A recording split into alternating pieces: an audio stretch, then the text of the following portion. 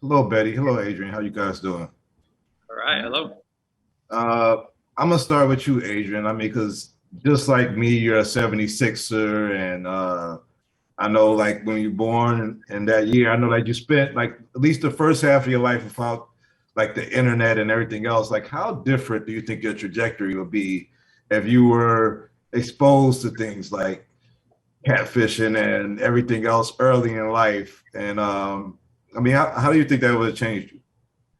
I mean, I have to say that I just admit that my instinct is to go to, back in the day, the good old days. We didn't have such luxuries and treachery as technology in this way. So I think, simpler times for sure.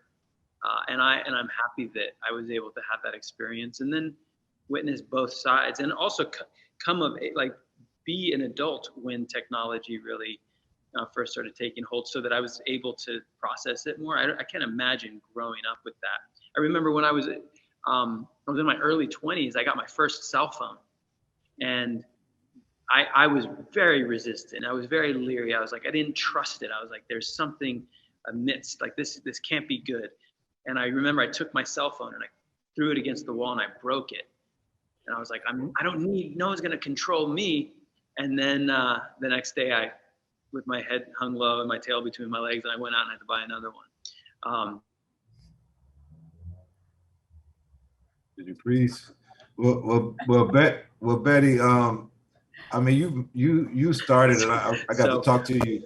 Oh, I think we lost you for a second, Adrian, but I know we got to talk to you at the SAG Awards one year, and I was telling you how just infatuated I was with your character on Get Out and that whole no, no, no, no scene. But when I read about your upbringing, you being a veterinarian seems like somebody that was very dedicated to their childhood dreams. Because I know a lot of kids want to be veterinarians, and you actually went through school to do it. How like unreal was it for you to be able to like achieve stardom and become an actor and everything else, starting from where you thought you would be doing?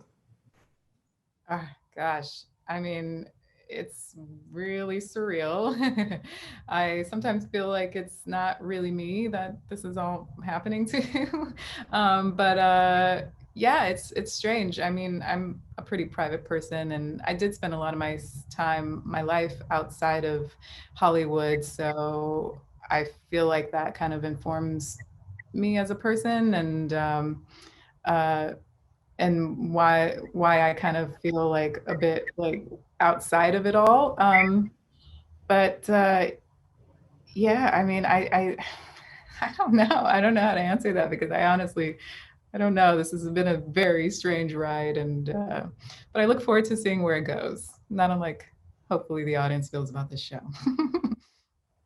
I wonder, Adrian, like how often? Because I know I've even had like a fake Instagram profile. How often do people like take your profiles and make how often have you seen like fake Twitters or everything else representing you online? Is this something that you run into a lot? you have your fan pages, which are endearing and, thank you. But then you have those that pretend to be you. And then I actually have some scam artists who create fake profiles and then solicit for donations for my charities. Obviously, don't intend to give them to charities, but just to rob people. So, yeah, it could get pretty nefarious. Yeah.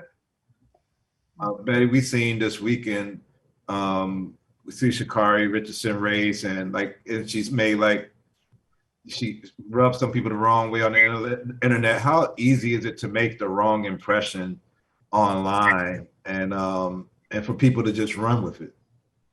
What, who and what?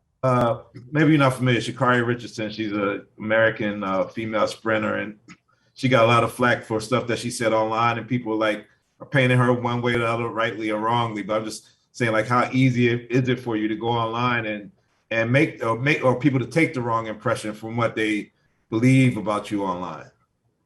Yeah, I mean, oof. Without knowing too much of the details, I don't know really how to talk about that specifically, but I think It's really tricky. And I think if we took a black light to everyone's lives, you know, there would be so much that everyone would get canceled probably. And we live in very precarious times as far as who we are, what we say, and if we're at all in the public sphere, you know, it's even more risky to speak.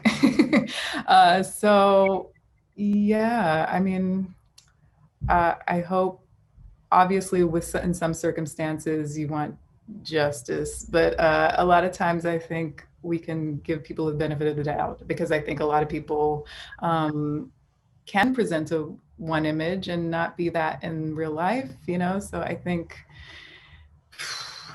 it's tricky. Thank you guys. A great series. I love the series, and I love everything you guys do on screen.